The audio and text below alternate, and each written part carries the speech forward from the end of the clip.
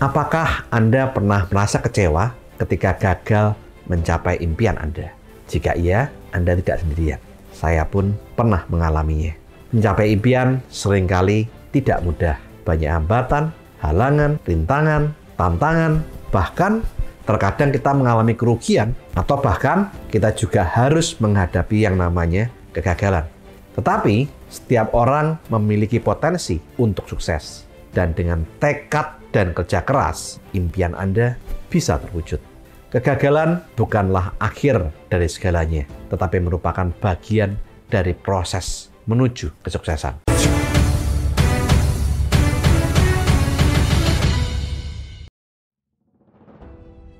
Sejak kecil, saya mempunyai keterbatasan.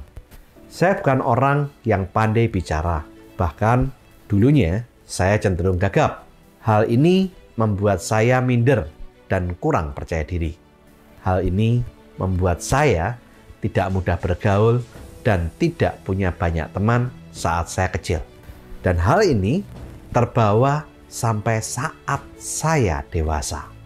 Saya bukan orang yang ramah. Saya bukan orang yang mudah bergaul. Saya tidak mempunyai banyak teman. Sehingga banyak orang yang mengira saya ini orang yang sombong. Padahal sebenarnya saya orang yang minder dan kurang percaya diri. Sampai pada suatu hari, ada seorang teman yang menawarkan saya sebuah peluang menjadi reseller untuk menjual baju dan kaos. Dan saat itu teman saya memberikan diskon yang cukup besar kepada saya agar bisa menjadi margin dari keuntungan saya.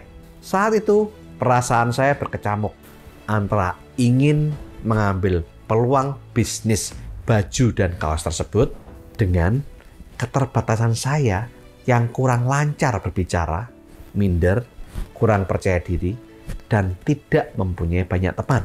Waktu itu saya sempat menolak karena ketakutan saya lebih besar dari keinginan saya untuk meraih peluang bisnis itu. Tapi untungnya teman saya sedikit memaksa saya dengan meninggalkan beberapa baju dan kaos agar saya bisa menawarkan ke teman-teman saya. Dan saya tidak perlu mengeluarkan modal. Kalau baju dan kaos tidak laku, tinggal saya kembalikan. Sehingga saya tidak mengalami sebuah resiko. Tetapi walaupun tidak memiliki resiko, saya merasa tidak enak dengan teman saya kalau saya tidak berupaya menjual baju dan kaos titipan teman saya. Dan dengan perasaan malu, takut, gengsi yang bercampur jadi satu, saya mulai menawarkan baju dan kaos itu ke beberapa teman saya. Dan mengatakan ke teman-teman saya, kalau saya dapat titipan dari teman baju dan kaos merek ABC misalkan, dengan harga diskon yang besar daripada harga di mall saat itu. Di luar dugaan, teman pertama yang saya tawari dengan setengah takut, malu, dan gengsi tertarik untuk melihat dan mau membeli satu kaos. Saya nggak tahu apakah dia membeli karena kasihan sama saya, atau karena kaosnya bagus, atau karena harganya murah. Setelah teman saya membayar dan saya sudah jauh jaraknya dengan teman saya bersolak dalam hati dan mengatakan yes sambil mengepalkan tangan saya. Hari itu saya membuat sebuah sejarah karena berhasil melakukan penjualan pertama saya. Dan hal yang paling utama adalah saya berhasil mengalahkan rasa malu, rasa takut, rasa gengsi, dan saya berhasil mengalahkan diri saya sendiri. Hal ini membuat saya memiliki rasa percaya diri untuk melakukan sebuah bisnis. Jadi, bagi Anda yang memiliki keterbatasan seperti saya, yang punya rasa takut, malu, gengsi, kurang percaya diri, minder, saya katakan kepada Anda, satu-satunya cara untuk mengalahkan keterbatasan Anda, yaitu Anda harus melakukan, dan melakukan. Action, action, dan action. Memang saat Anda action atau melakukan, tidak selalu berhasil. Tapi saat Anda bisa berhasil sekali saja, hal itu akan membuat Anda lebih percaya diri dan yakin pada diri Anda. Di samping itu, saya juga memiliki hambatan yang lain dalam diri saya, yaitu saya kurang disiplin, suka menunda, dan tidak konsisten, yang sering membuat kinerja saya tidak maksimal. Dan untuk mengatasi hal ini, saya membuat yang namanya rencana kerja harian untuk membuat program kerja. Kelemahan saya yang lain, saat saya mulai mendapatkan hasil, seringkali muncul rasa puas diri yang membuat saya jadi malas dan cepat puas. Padahal sebetulnya masih banyak impian saya yang belum tercapai. Untuk mengatasinya, saya membuat dan melihat dreams book serta bucket list yang berisi daftar impian saya dan target saya dalam 5-10 tahun ke depan. Untuk lebih jelasnya tentang hal ini, Anda bisa melihat video saya berjudul 9 Kebiasaan Bikin Kaya. Uang suka orang tipe ini. Di samping itu, untuk mengatasi hambatan-hambatan yang lain di dalam diri saya membaca sebuah buku yang menginspirasi saya yang berjudul The Magic of Thinking Big, karangan dari David J. Schwartz.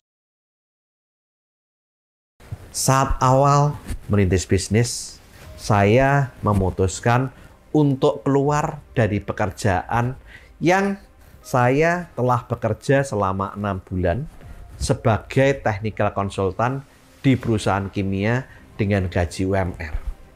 Saat mengetahui hal itu, orang tua saya marah kepada saya karena mereka merasa sudah menyekolahkan saya sampai saya lulus kuliah di Fakultas Kimia dengan harapan kehidupan saya akan aman dan terjamin kalau bekerja di perusahaan kimia internasional yang saat itu bergerak di bidang limbah industri.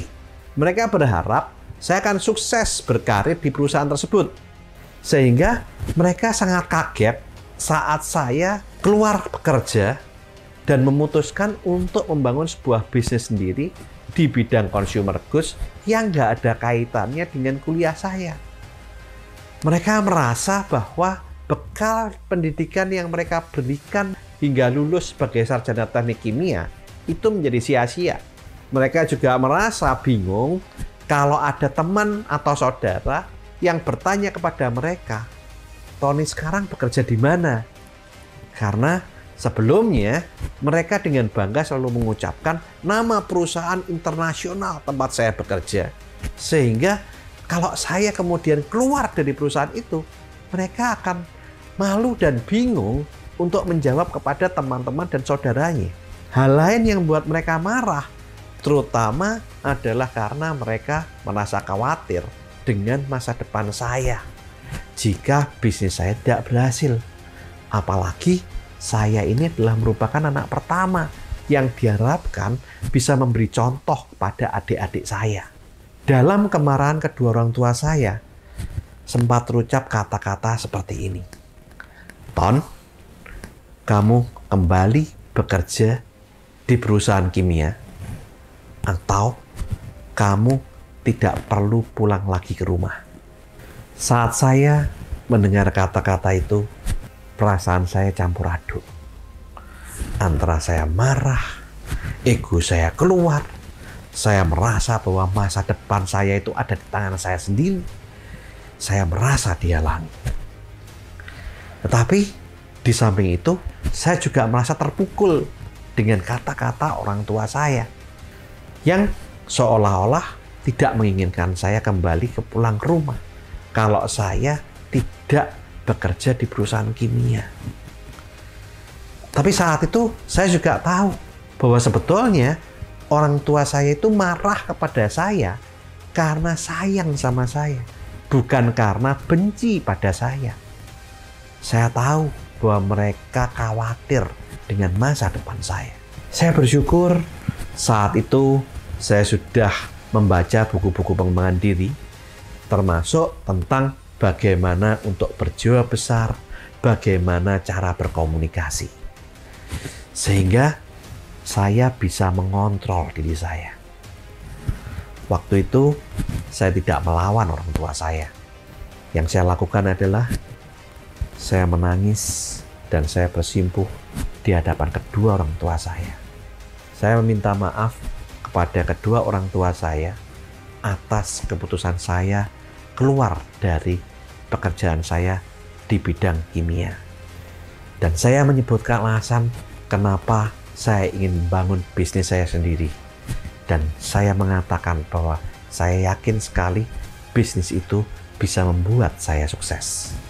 Waktu itu saya meminta doa restu kepada kedua orang tua saya untuk saya diperbolehkan menjalankan bisnis saya. Dan saya berjanji kepada orang tua saya, dalam waktu 1 tahun saya harus bisa mendapatkan penghasilan 10 kali dari gaji saya. Dan jika hal itu tidak tercapai, saya berjanji kepada kedua orang tua saya untuk kembali bekerja di bidang kimia seperti permintaan mereka. Dan sejak saat itu, saya bekerja keras membangun bisnis selama 1 tahun penuh. Pagi, siang, malam, saya bekerja keras agar saya bisa mencapai penghasilan 10 kali dari gaji saya di bisnis saya itu. Saya juga berdoa dan berjanji dalam hati saya untuk bisa sukses agar kedua orang tua saya bangga mempunyai anak seorang Tony Hermawan Adikaryo.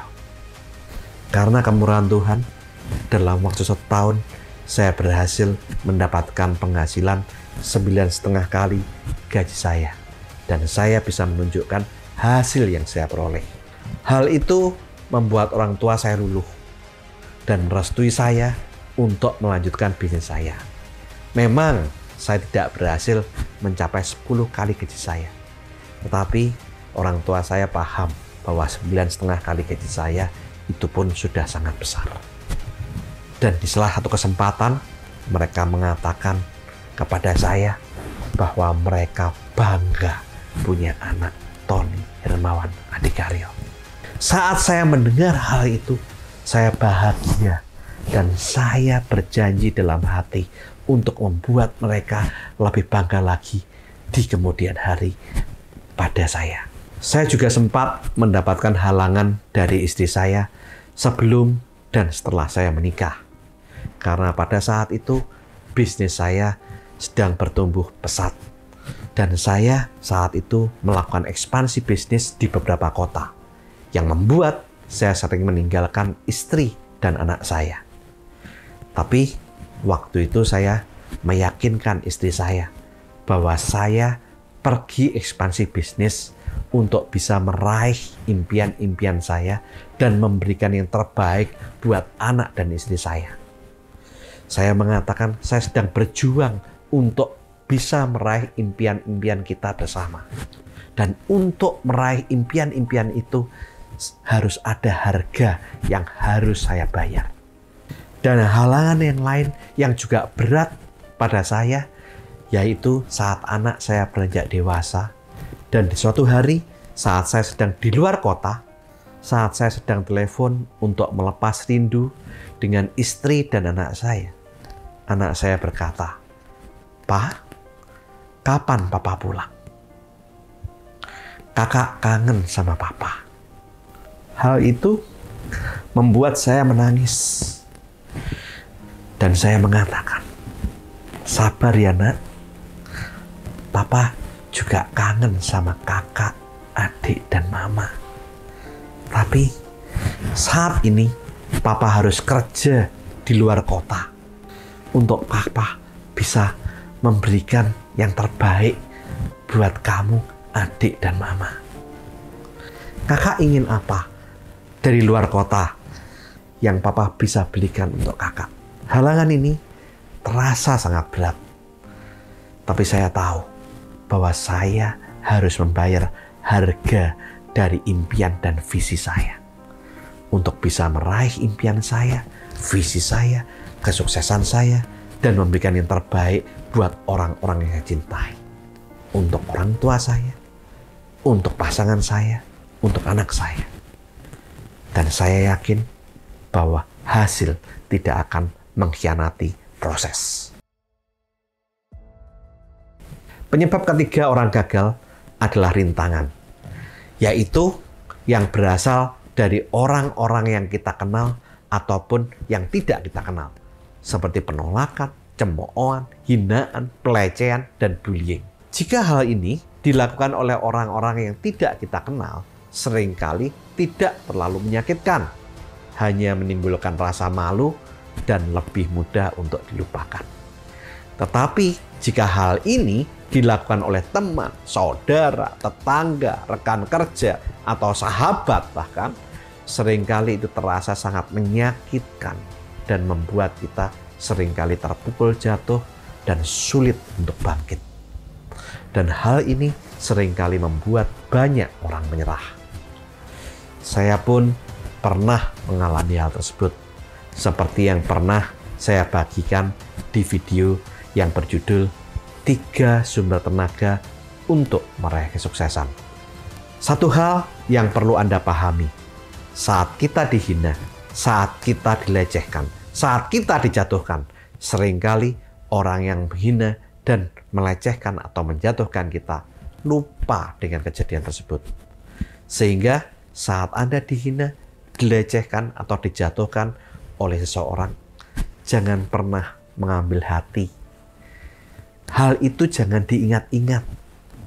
Jangan membuat Anda jatuh, karena mereka sudah lupa. Ngapain kita harus sakit hati untuk mengingat hal-hal yang tidak enak dan sampah-sampah itu?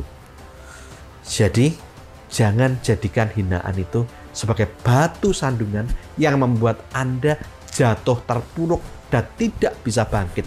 Tetapi jadikan hinaan itu sebagai batu pijaan untuk Anda bisa meraih kesuksesan dan meraih impian dan visi-visi besar Anda. Saat kita mulai berhasil, seringkali banyak penawaran yang datang kepada kita. Hal ini bisa berupa tawaran pekerjaan, peluang bisnis baru. Padahal bisnis yang sedang kita rintis baru bertumbuh dan berkembang. Sehingga masih memerlukan fokus kita baik secara tenaga, pikiran, atau waktu agar kita bisa menjalankan bisnis dengan benar, efektif, dan efisien. Sehingga kalau fokus kita terpecah dan terkadang kita mengambil penawaran tersebut, hal itu akan membuat bisnis kita jadi berantakan. Godaan yang lain di luar penawaran pekerjaan atau peluang bisnis yang baru adalah godaan yang bisa berupa ajakan dari teman, saudara, rekan kerja, rekan bisnis untuk bersenang-senang, menyalurkan hobi, lifestyle yang membuat kita terlena sehingga fokus kita, keuangan kita, waktu kita menjadi terpecah dan akhirnya bisnis kita atau pekerjaan kita akan menjadi berantakan. Untuk mengatasi hal ini, buatlah program kerja harian, mingguan, dan bulanan. Di samping itu, Anda harus melihat target bisnis, dream book, dan bucket list Anda. Penyebab yang kelima, orang gagal adalah tantangan dan persaingan bisnis. Untuk menghadapi persaingan bisnis yang semakin ketat, bisa menjadi tantangan besar bagi setiap pelaku bisnis. Namun, ada beberapa cara yang bisa kita lakukan untuk mengatasi kompetisi bisnis, yaitu yang pertama, tingkatkan kualitas produk atau jasa atau layanan Anda secara terus-menerus. Jangan hanya berfokus pada harga murah atau promosi besar-besaran. Beri nilai tambah pada produk atau jasa yang Anda tawarkan seperti kualitas, kecepatan, atau inovasi yang unik sehingga dapat membuat pelanggan merasa lebih puas dan lebih memilih produk atau jasa yang kita tawarkan dan cenderung lebih loyal kepada kita. Di samping itu, bangunlah relasi personal dengan pelanggan yang membuat pelanggan merasa diperhatikan dan dihargai sehingga cenderung akan loyal kepada kita. Yang kedua, pahami kebutuhan dan keinginan pelanggan dengan baik sehingga Anda dapat menawarkan produk atau jasa yang lebih sesuai dengan kebutuhan mereka. Yang ketiga, terus melakukan inovasi dan melakukan riset pasar untuk menemukan kebutuhan yang belum terpenuhi oleh klien Anda. Dengan inovasi, Anda bisa menghadirkan produk atau jasa yang lebih baik atau unik dibandingkan pesaing Anda. Yang keempat, manfaatkan media sosial dan teknologi untuk memperluas jangkauan bisnis Anda. Hal ini bisa membantu Anda menjangkau orang yang lebih banyak, pelanggan yang lebih banyak, dan bisa memperkuat branding dari merek Anda. Yang kelima, jangan berhenti belajar dan mencari informasi tentang industri dan pesaing Anda. Dengan terus belajar, Anda bisa mengetahui tren terbaru dan mengembangkan strategi yang lebih baik untuk menghadapi kompetisi bisnis.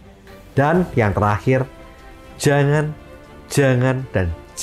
pernah menyerah sampai impian dan visi Anda tercapai.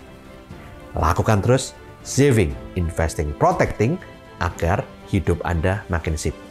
Saya, Tony Hermawan Adikaryo, sampai jumpa di puncak kemakmuran.